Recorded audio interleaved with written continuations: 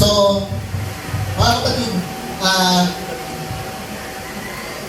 sa 1 Corinthians 7 po, ano po natin dito, yung gift po ni God, may ano po tayo, di ba? Free will.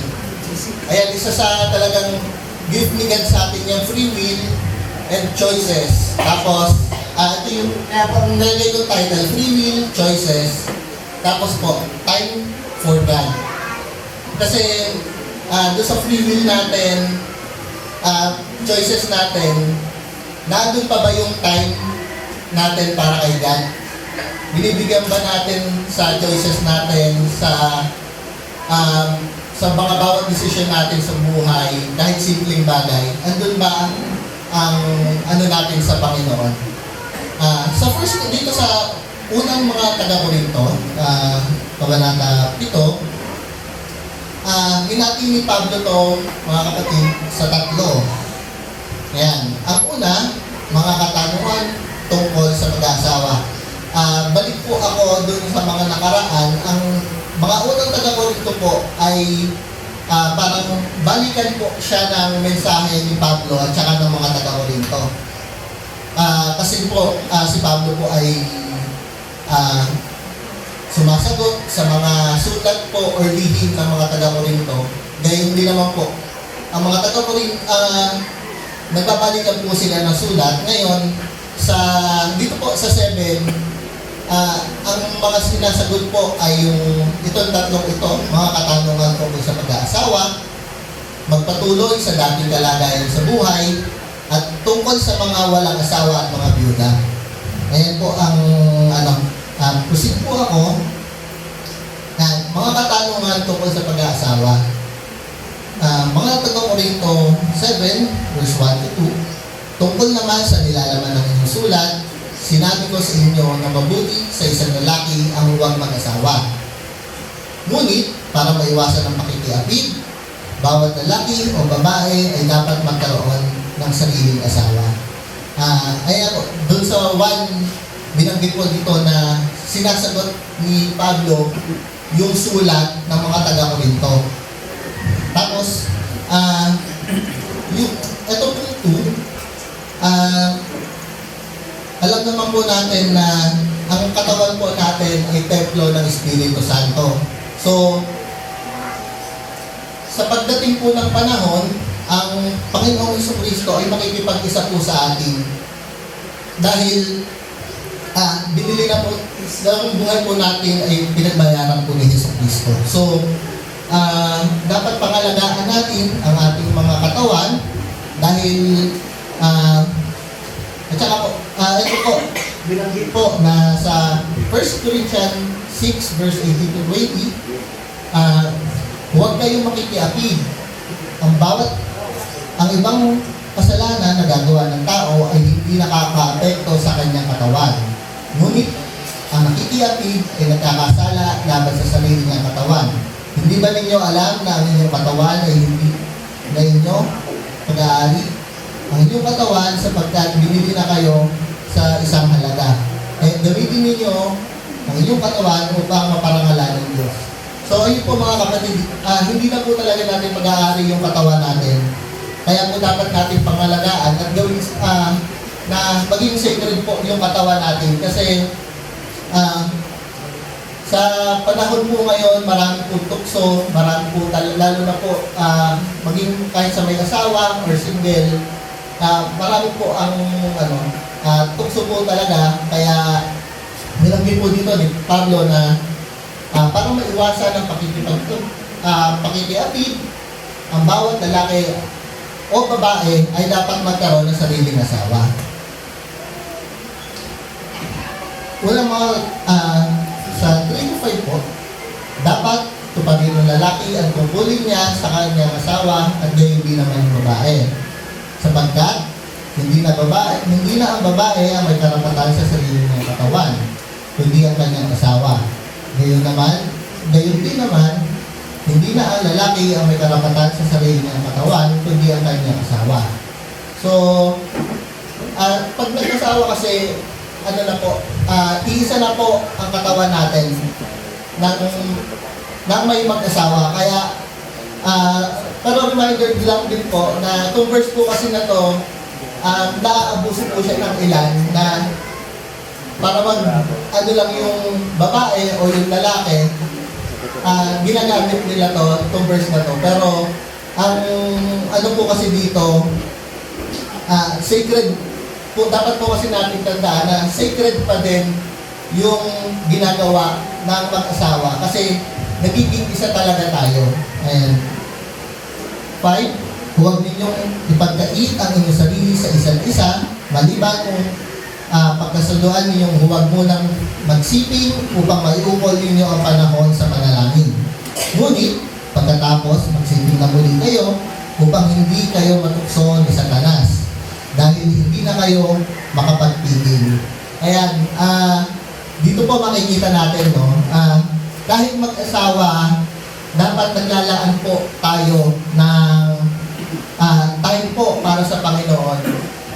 Kung natatandaan niyo po kahapon, nabanggit din po ni Kuya Ricky na ang gusto po talaga ng Panginoon, yung time po natin ibigay sa Kanya. Kahit po, nagiging excuse na rin po kasi talaga na sa mag-asawa, busy ako sa pamilya ko, busy ako sa asawa ko, sa anak ko. Kaya hindi natin maibigay yung sarili natin sa Panginoon. Pero, ayun nga po, hindi naman po porket mag-asawa, pwede naman po magbigay pa rin po tayo ng oras natin sa Panginoon na ipag-uusap naman po at talaga po na dapat maging sentro po natin ay ang Panginoon. Ayan. 6, ang sinabi ko hindi utos, kundi pag-unawa sa inyong malagayan. Nais ko sanang ang bawat isa ay makatulad ko, ngunit may kanya-kanyang kaloob mula sa Diyos at ang ito'y hindi pare-parehas. Yung bawat isa po sa atin talaga ay may kanya-kanyang o iba-iba na kaloob mula sa Panginoon. At isa na dito, yung pag-aasawa. Ayan, kahit po ang pagiging single po ay kaloob din po siya ng Panginoon. Depende lang po sa atin kung paano po natin i-treat or yung thinking pa din po natin kung treatment po natin yon na as gift po ni God. Pero lahat po ay kaloob po talaga ng Panginoon. 8, ito naman ang masasabi ko sa walang asawa at sa mga biyudang mabuti pa sa kanila ang manatiling walang asawa tulad ko. Ngunit, kung hindi sila makapagpigil sa sarili, mag-asawa na sila. Mas mabuting mag-asawa kaysa di makapagpigil sa matinding pagnanasa. Ayan, tulad po ni Pablo, na si Pablo po kasi nakakapagpigil, nakakapagtiis. Kaya, nabanggit niya po na katulad niya, at kung katulad niya na kaya namang magtiis, mas mabuti pa po na huwag nang mag-asawa kasi yung time po natin, pwede po natin ibigay lahat sa Panginoon. Ayun po yung ina-address din po ni Pablo na dapat po talaga yung time natin bigay natin sa Panginoon. Kaya ini-encourage niya po na kung makapagpipigil naman po ay huwag na lang mag-asawa. Ang priority po kasi sa pagiging single at mag-asawa ay magkaiba po. Pero meron din po naman na single na ang may priority din po dahil may pamilya din naman po. Ayan. Tapos kung mapapansin nyo po, nilagay ko po yung amplified version ng verse 9. But if they do not have sufficient self-control, they should marry. For it's better to marry than to burn with passion. Ayan. Kaya ako po nilagay dito, yung word po, kasi mapapansin nyo, yung burn with passion. So, ang bawat isa po sa atin, madalas po, may nakakasalamuha tayo kahit po sa labas habang naglalakad tayo. Meron po diyang nagliliyab. Yan, sa burning with passion. So, nagliliyab po talaga yung iba sa atin. Kaya po, ini-encourage po, kung you are burning with passion, mag-asawa na lang para maiwasan po ang pakikiapid at kasalanan. naman ang inuutos sa mga may asawa, hindi mula sa akin, kundi mula sa Panginoon. Huwag makipaghiwalay ang babae sa kanyang asawa, ngunit kung siya hihiwalay, manatili siyang walang asawa. O kaya, muling makipagsundo sa kanyang asawa at huwag rin namang lalayasin at hihiwalayan ng lalaki ang kanyang asawa. Ayan, huwag po talagang makipaghiwalay or kung makikipaghiwalay man, manatili po na walang asawa. Kasi, siyempre, yung mag-asawa po ay nabanggit ko po kanina na talaga po na pag naging mag-asawa, iisa na po ang katawan natin. Tapos, isa din po sa problema po sa panahon ngayon, yung mga tao, lalo-lalo na po sa yung mga hindi mananampalataya, yung standard po ng pagpili or pamaraan ng pagpili ng mga mapapangasawa, merong, ay gusto ko opa, gusto ko pogi, gusto ko macho, di bali nang walang trabaho, basta kasama ko siya. Ayan, kaya po, pagdating ng time na naging mag-asawa, ang nauuwi sa hiwalayan din. Kasi nga, yung standard nila, ayun, tapos hindi pa sila mananampalataya. So, naghihiwalay din talaga at nawawala yung gift ng Panginoon dun sa pag-aasawa. Ayan. Kaya, kung ano talaga, mas piliin, kaya mas mainam ng mananampalataya ang pipiliin natin, lalo na sa pag-aasawa. Ayan. Tulad sa iba naman, ito ang sinasabi ko, ako ang nagsabi at hindi ang Panginoon. Kung isang lalaki ang mananampalataya ay may asawa, di mananampalataya at nais nitong patuloy na makisama sa kanya, huwag niya itong hiwalayan. Kung ang isang babae sumasampalataya ay may asawang di sumasampalataya at nais ng lalaki magpatuloy ng pakikisama sa kanya, huwag siyang makipaghiwalay. Dito, binanggit po, pansin niyo po, binanggit ni Pablo na siya ang nagsabi at hindi ang Panginoon. During this time po kasi, yung ministry ni Christ, hindi po natakel nung time na to, yung tungkol dito. Kaya po, si Pablo po ang, binanggit niya po na siya po ang nagsabi, hindi ang Panginoon. Ang pangako din po kasi talaga ng kaya po hindi maghiwalay kasi ang pangako ng magkabiyak o mag-asawa ay pangako po sa Panginoon na dapat natin tandaan na ito ay gift po sa atin ni God. Ayon po sa Genesis 1 verse 27 po na nilalangan ng Diyos ang tao ayon sa kanyang larawan, sila'y kanyang nilalang na isang lalaki at isang babae. So, yung design po talaga ng Panginoon ay mag-iisa po yung lalaki at babae. Ayan po. Nalito po ako. 14, sapagkat ang lalaking hindi pa sumasampalataya ay nagiging katanggap-tanggap din sa Diyos sa pamamagitan ng kanyang asawa. At ang babaeng hindi pa sumasampalataya ay nagiging katanggap-tanggap sa Diyos sa pamamagitan ng kanyang asawa. Kung hindi gayon, ay magiging marumi sa paningin ng Diyos ang kanilang mga anak. Ngunit, ang totoo, ang mga ito ay natanggap-tanggap sa Diyos. Kung nais namang hinuwalay ng asawang hindi mananampalataya sa kanyang asawang sumasampalataya, hayaan niyo siyang humiwalay. Sa gayong mga magkakataon, ang hinihiwalayan ay malaya na sapagkat tinawag kayo ng Diyos upang mabuhay ng mapayapa. Ayan. Kung mayroon po tayong tamang relasyon, ang kasal po ay, ang tingin po ng Panginoon ay magiging anak ay holy o katanggap-tanggap po talaga sa Diyos. Ayan.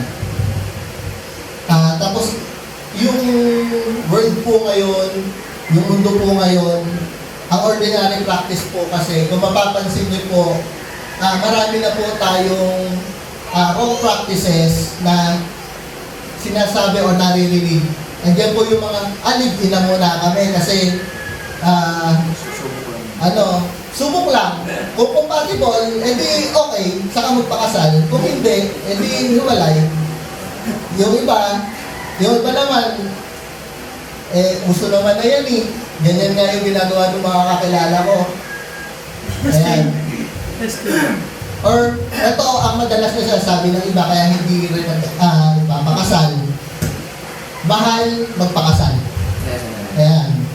Pero, kahit simple lang naman po na, kahit kayo lang mag-asawa, witnesses, magpakasal, kasi hindi naman po yung celebration nung yung gift po ng pagpapakasal na humarap po tayo sa Panginoon na tayo maging isa. Ayun po talaga yung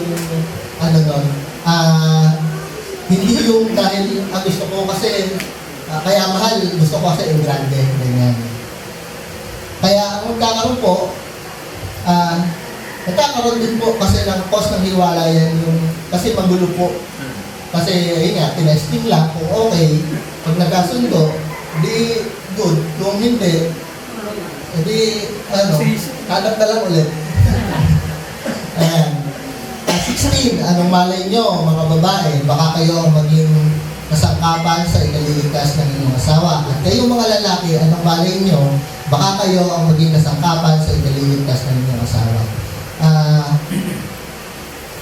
Ayan po, dito po, napaka po nitong verse na to, kaya nagsosolo po siya, kasi dito po nakikita ko po yung sarili ko.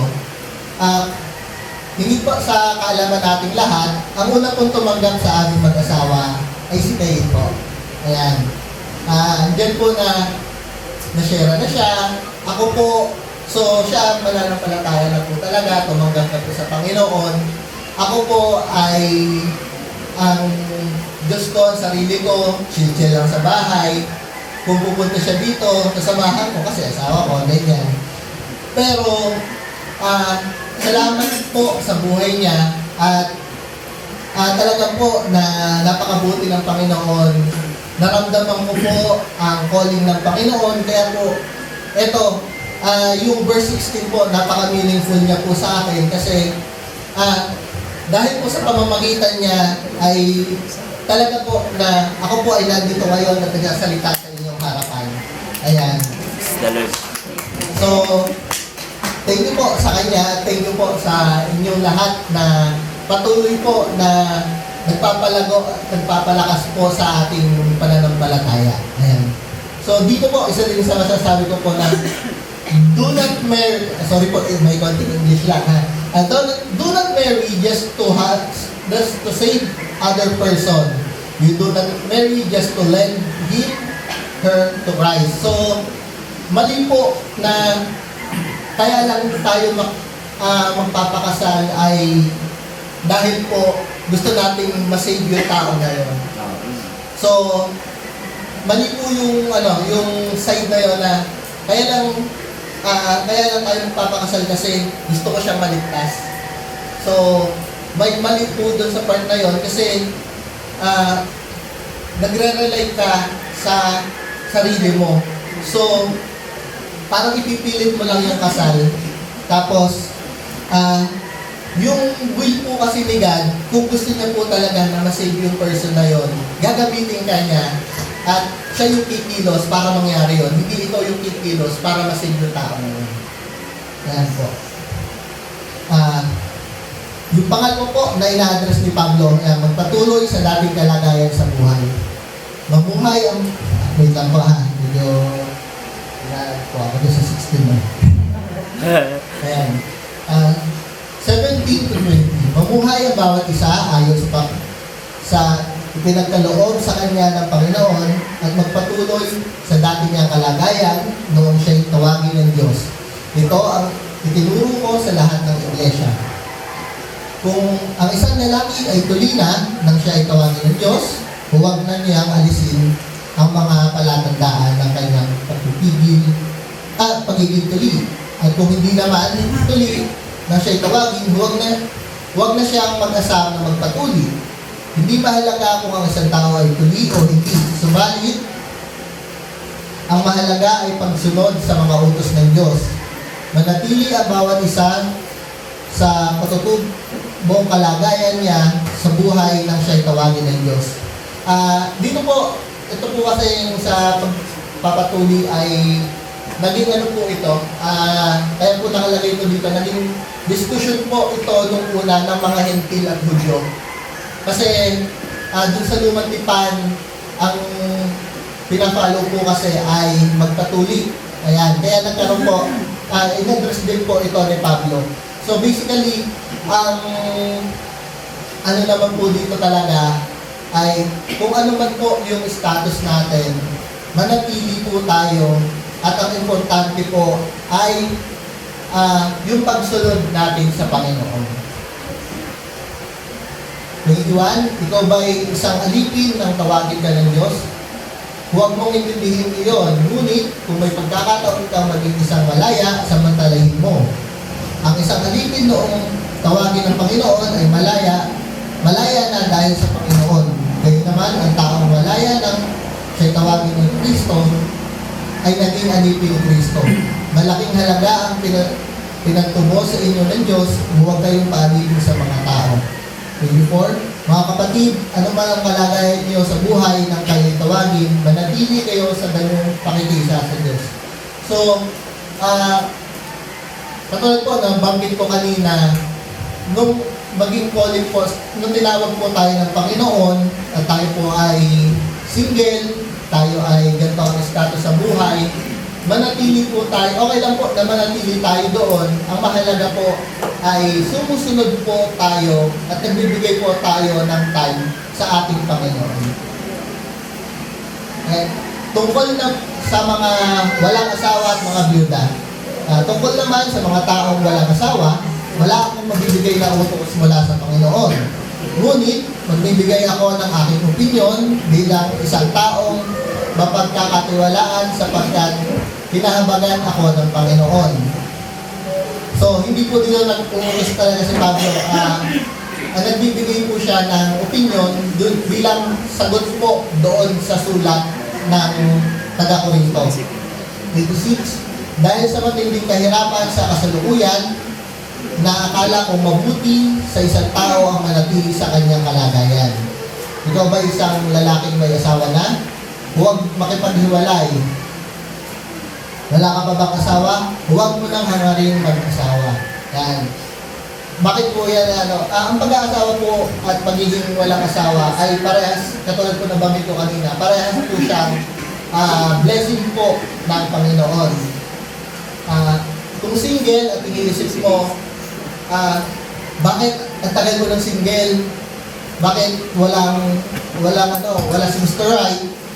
Ayan, wala yung princess na talagang baka ang purpose po ng pagiging single ay ang gusto ng Panginoon, i-dedicate mo yung time mo sa Kanya.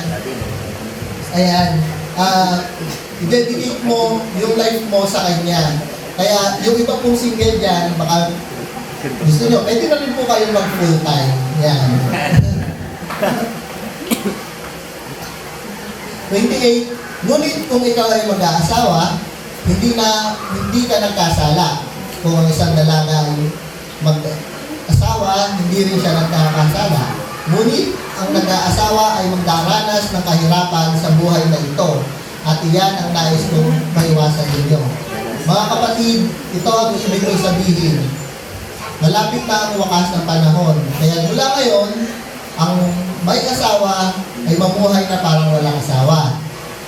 Mamaya, i-agahin ko po. Ang mga nananangis na parang di nananangis, ang mga nagagalak na parang di nagagalak, ang namimili na parang walang ari-arian, at ang mga may tinatamasa sa sanlibutan ito na parang wala silang tinatamasa, sapagkat ang lahat ng bagay sa daigdig na ito hindi na magtatagal. So, dito po, makikita po natin na kahit po may asawa, ang ano po talaga sa atin ay dapat po tayo ay die to self na talaga. Ayan. what if ang nabanggit po dito talaga na mahirap po yung pag-aasawa. What if na nag-asawa, yung isa mananampalataya, yung isa hindi.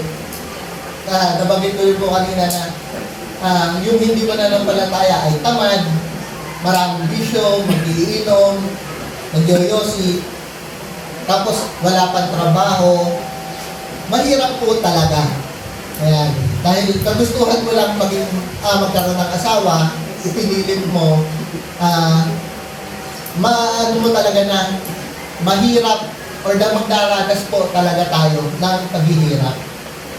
Ayan. And ito po ay kahit ano pong mangyari, nabanggit din po ni Kuya Ricky talaga na yung dakilang utos po ng Jesus na dapat po ay doon po tayo mag-focus. So, kung nakafocus po tayo doon, magbibigay po talaga tayo ng time natin sa Panginoon. Kaya po nabanggit dito na ang may asawa ay mamuhay na parang walang asawa. So, hindi naman po meaning nun na talagang babaliwalain mo yung asawa mo. Magbibigay po talaga tayo ng as much as possible yung family po natin, magkaroon po tayo ng self sa sarili nating family. Kasi sa way na po yun, nagbibigay kahit mag-asawa tayo, nagbibigay po tayo ng time sa Panginoon natin. So, ginagawa na rin po namin yung minsan sa na yan, tamo tong Bible verse. Kahit simpleng kwentuhan po siya at naandoon po yung word, ma-absorb po ng bawat isa. May palakasan pa din po kahit po naandun tayo sa loob ng ating pamilya. 32, nais kong mailayo kayo sa mga alalahanin sa buhay. Ang pinagkakaabalahan ng lalaking walang asawa ay ang gawaing uukol sa Panginoon, kung paano niya mabibigyan ng malugura ng Panginoon. Ngunit, ang pinagkakaabalahan ng lalaking may asawa ay ang mga bagay ng sanlibutan ito, kung paano niya mabibigyang malugura ng kanyang asawa. Dahil dito ay hati ang kanyang malasakit, naman ang pinagkakaabalahan ng isang babaeng walang asawa o ng isang dalaga ay mga bagay ukol sa Panginoon, sapagkat nais niyang talagang lubusan ang sarili para sa paglilingkod sa Panginoon. Subalit, ang iniintindi ng babaeng may asawa ay ang mga bagay ng sanlibutan ito kung paano niya mabibigyang kaluguran ng kanyang asawa. Sinasabi ko ito upang matulungan kayo, hindi kayo hinihigpitan. Ang nais ko'y maakay kayo sa maayos na pamumuhay at nang lubusan kayong makapaglingkod sa Panginoon. So, nakita ko po dito, no? Parang mensahe po siya ni Pablo, lalo doon sa mga mananampalataya po sa Corinto, na magbigay po talaga tayo ng oras sa ating Panginoon, kahit po tayo may mga asawa na. Sa mga walang asawa ay hanggang maaari yung full po na time natin, i-dedicate po natin sa Panginoon. Sa mga may asawa, huwag naman po na gawing excuse yung family po natin para hindi po tayo maka-attend ng sale, hindi po tayo maka-attend ng BS natin. Kasi kasuhin mo pa yung asawa ko kasi kasuhin ko pa tong pamilya ko. So, hindi po excuse ang pag-aasawa para hindi po tayo makapag-witnessing at magkaroon ng disciple making. Yan. 36, kung inaakala ng isang lalaki na nagkaroon siya ng masilihing pagnanasa sa kanyang katipan at dahil dito kailangang pakasal na sila. Ito ay hindi kasalanan. At kung ipinasya niyang huwag pakasalahan ng kanyang kasintahan, hindi naman siya napipilitan lamang at siya ay may lubusang pagpipili sa sarili, mabuti ang ganyang kapasyahan. So, dito, Sa mga relasyon po at sa mga mga nagpakasal, magpakasal na lang kung may mga pagnanasa na po tayo doon sa mga sa mga may jowa. Ayan. Na kung nagkakaroon na tayo ng pagnanasa doon sa mga karelasyon natin, magpakasal na lang tayo kasi sa ganung paraan hindi tayo nagkasala. Ayan. Magpakasal kaysa manatili sa kasalanan. Ayan. Kaya nga mabuti ang magpasyang pakasalan ang kanyang kasintahan, ngunit mas mabuti ang hindi mag-asawa. Ang babae ay nakatali sa kanyang asawa habang nabubuhay ito. Kapag namatay ang lalaki, ang babae ay malaya ng mag-asawa sa sino mang kaibigan niya. Ngunit, dapat ay isa ring mananampalataya sa Panginoon. Subalit, ang aking palagay, higit siyang magiging maligaya kung mananatili siya sa kanyang kalagayan bilang duda. Iyan ang palagay ko. At ang palagay ko na may nasa akin din ang Espiritu ng Diyos. So, dun sa mga naging byuda na mas piliin na lang na maging single siya. Kasi doon sa ganung paraan, mabibigay yung time niya sa Panginoon. Kasi, ayun nga po, yung katulad ko sinabi ko kanina na marami po na sa mga hindi mananampalataya, ang pinipili na mag-live-in na lang. Pero, po kasi mali po kasi yung mag-live-in na lang tapos wala na sa plano pag-aasawa. Ayan. Ayan. Sa Mateo 19 verse 29, kapag iniwan inuman ang kanyang tahanan, mga kapatid na lalaki at babae, ama, ina, mga anak, o lupain, alang-alang sa akin ay tatanggap siya ng sandalang ibayo at pagkakalooban siya ng buhay na walang hanggan. So, dito po makikita po natin na talagang kailangan po natin na magkaroon ng dedication po ng time natin, na sarili natin sa Panginoon. At kailangan po na ilapit po natin yung pamilya natin sa Panginoon at matutunan din po na bawat isa na sa family po natin na tunay po talaga na kahit tayo ay walang asawa, may asawa, or sa mga walang asawa ay may pinagkakaabalahan, sa mga magulang, busy, ganyan, kailangan po natin na yung si God po kasi talagang nagre-request po siya ng time sa atin. Kaya bigay po natin sa Kanya kasi lahat naman po na tinatamasa natin ay galing din naman po kasi talaga sa Kanya. Ayan. Hamon. At yung conclusion po dito ay Mateo 22 verse 37 to 39. Sumagot si Jesus, ibigin mo ang Panginoon mong Diyos ng buong puso, ng buong kaluluwa, at ng buong pag-iisip. Ito ang pinakamahalagang utos. Ito naman ang pangalawa, ibigin mo ang iyong kapwa gaya ng pag-ibig mo sa iyong sarili. Ayan. 2, may asawa man o walang asawa, lahat tayo ay nararapat na maglingkod sa Panginoon. Ayan. 3, ang pag-aasawa ay hindi dapat maging dahilan upang hindi tayo makapaglingkod sa Diyos. Ayan. Mga tanong po, pagtalakayan. Bago marinig o mabasa ang unang taga-Korinto 7, ano ang impresyon o pananaw mo sa pag-aasawa at pananatiling walang asawa? Ayan. So, ito, lalo na kung yung impression po natin, lalo na kung hindi pa tayo yung tumanggap, tapos nag-iba pa po yung pananaw pagkatapos mabasa o marinig yung 1 Corinthians 7. Yung 2, sumagi ba sa iyong isipan na ang pananatiling walang asawa ay isa ding pagpapala mula sa Panginoon.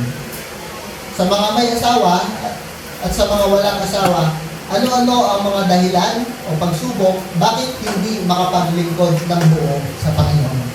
Kaya lamang po mga kapatid, maraming salamat po. Nawa po ay hindi man po ganun yung delivery ko ay alam ko po na lingkod po ng Panginoon ang sumaatin po sa ating lahat. Amen. Pray po tayo. Maraming salamat po sa oras po na ibinigay niyo sa akin upang maibigay po, Panginoon, ang mensahe niyo sa aking mga kapatid at sa lahat po ng nakakarinig. Panginoon, dinadalahan po natin na anuman po, Panginoon, ang aming natutunan ay para sa buhay po namin at makapagbibigay po kami, Panginoon, ng aming oras at sarili sa inyo. Lahat po, Panginoon, ay sa inyo lamang at sa inyo lamang ang mula, Panginoon. Kami po, Panginoon, ay nagpapasalamat muli sa lahat-lahat po